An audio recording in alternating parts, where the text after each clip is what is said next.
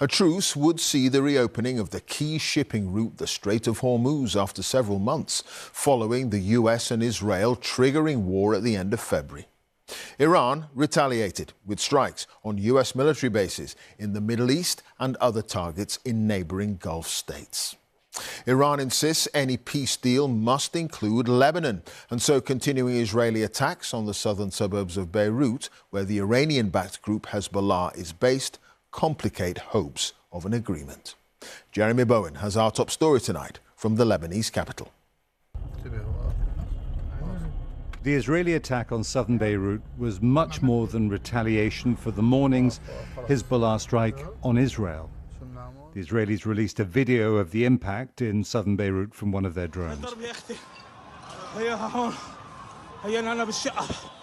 It was also a message to Iran and the United States that Israel's offensive in Lebanon will not end just because Iran includes it in the price of a deal to reopen the Strait of Hormuz.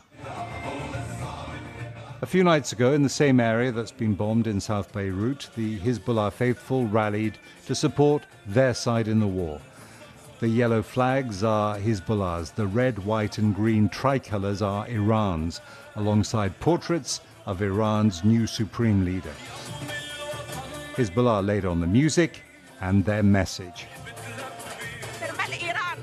We stand with Iran until our last breath. We stand with the leader. This is a path we will never change. We sacrifice ourselves for the South, and we sacrifice ourselves for the men. America and Israel's war on Iran has unleashed consequences that are changing the Middle East. These people are cheering on not just Hezbollah, but also the Iranian regime, which is emboldened, it's more prepared to take risks. And that's because the regime has gone through what would have been its worst nightmare, an attack by the Americans and by the Israelis acting together, and they got through it, they survived.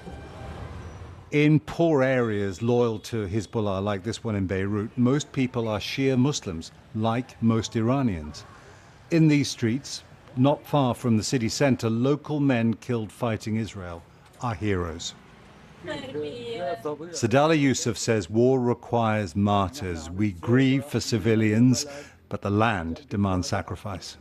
But many in Lebanon's other big communities, Sunni Muslims and Christians, increasingly blame Hezbollah for dragging them into other people's wars. First Hamas, now Iran's. In Batroun, north of Beirut, they're focusing on the World Cup, not the Middle East war, streaming the big games live. This seaside town is overwhelmingly Christian. The war feels far away, and they want to keep it like that. The local MP is Gebran Bassil, one of Lebanon's most prominent Christian leaders. Lebanon is a country with a lot of problems at the moment. What is the biggest one? The continuous and endless war since the creation of Israel, since 1948. Who do you think Hezbollah are fighting for? Are they fighting for Lebanon or are they fighting for Iran?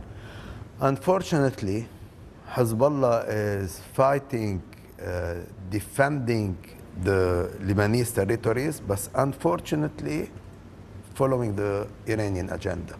And that's what made him lose his popular legitimacy. Drive a couple of hours south and you get to Tyre, close to the border with Israel, empty and